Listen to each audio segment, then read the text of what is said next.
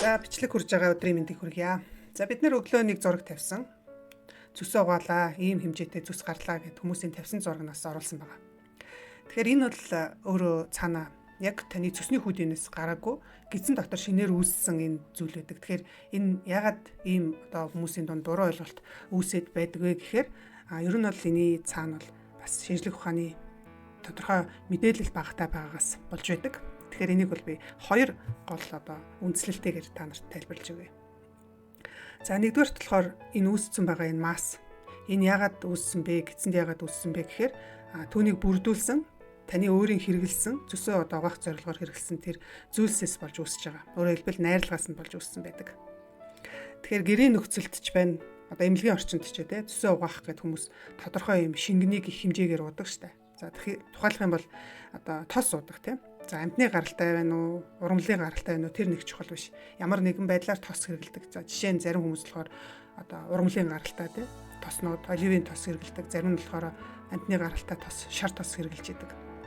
За тэгэхээр тос гэдэг чинь өөрөө яг уу гэхээр тодорхой хэмжээгээр тосны хүчил агуулчихсан байгаа. Тэгэхээр энэ нь болохоор таны цөсний хүүдийг агшаах, хоол боловсруулах энэ замыг идэвхжүүлэх, зүсийг хөөхөд бол мэдээж тодорхой нөлөө үзүүлнэ. Нэгт.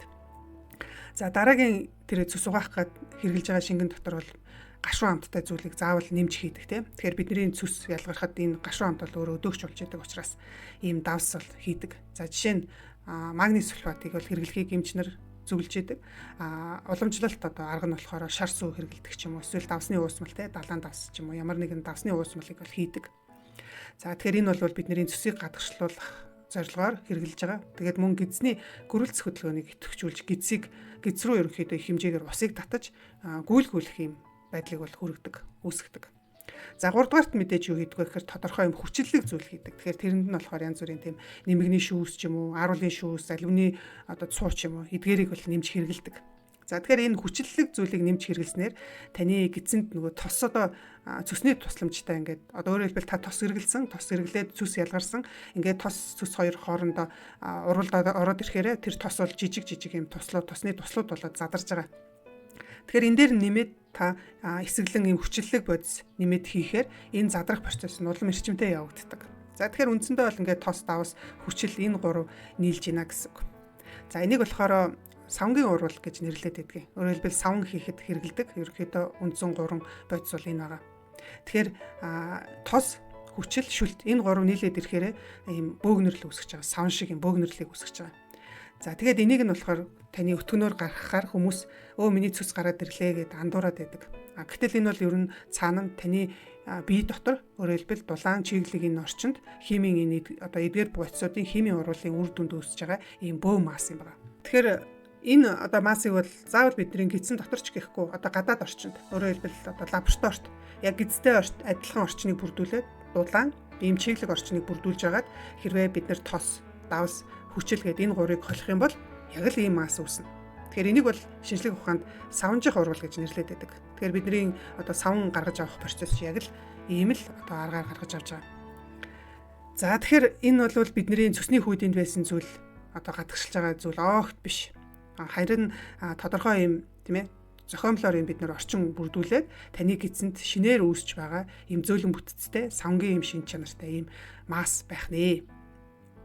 За хоёр дахь одоо өөрөөр хэлбэл энэ зүйл нь таны цөсний хүйдээнээс гараагүй батлах хоёр дахь нотлох нь болохоор энэ одоо бөөгнөрлийн хэмжээ байна тийм. За энэ зурагт бол одоо янз бүрийн хэмжээтэй харагдаж байна л да. Хамгийн том нь бүр баг 1.5 2 см хүртэл ийм хэмжээтэй том байх нь шүү дээ. Гэтэл таны өөрийн цөс ялгаруулдаг зам одоо тэр зам чинь бол тийм том биш.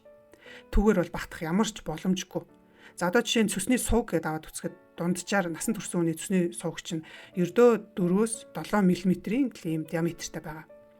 За тэгэхээр одоо цөс ялгаруулдаг цорго те эдгээр чинь бол ерөнхийдөө бол дандаа энэ зурагт харагдаж байгаа хэмжээнээс хэд дахин бага байна. Жишээ нь одоо цөсний сууг гэдээ аваад үзэхэд энд одоо харагдаж байгаа хамгийн том массаас нь даруй одоо 3-4 дахин бага юм байх нь шүү дээ. Тэгэхээр ийм жижигхэн зүйлээр өөрөөр хэлбэл жижигхэн хоолоогоор ийм том зүйл гарах ямар ч боломжгүй.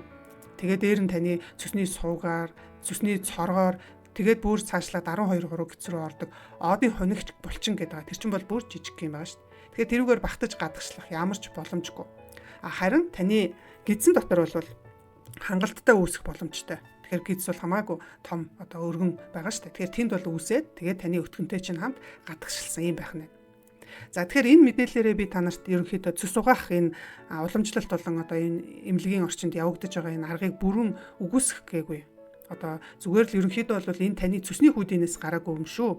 Гэхдээ тэр цус өдөөгч тийм ээ цус ялгаралтыг өдөөж байгаа тос одоо давс хүчлэг энэ бодисууд нь таны цусны хүүдийг агшааж дотор нь байгаа шүүрлийг тодорхой хэмжээгээр султгаж өгснэг бол үгүйсэхгүй. Энэ бол тодорхой хэмжээгээр цус туусан хөөсөн арга хэмжээ бол болно. Гэхдээ энэ үүсэж байгаа мас нь л таны цусны хүүдийнээс гараагүй гэдгийг би хоёр одоо үндслэлтэйгээр тайлбарж өглөө.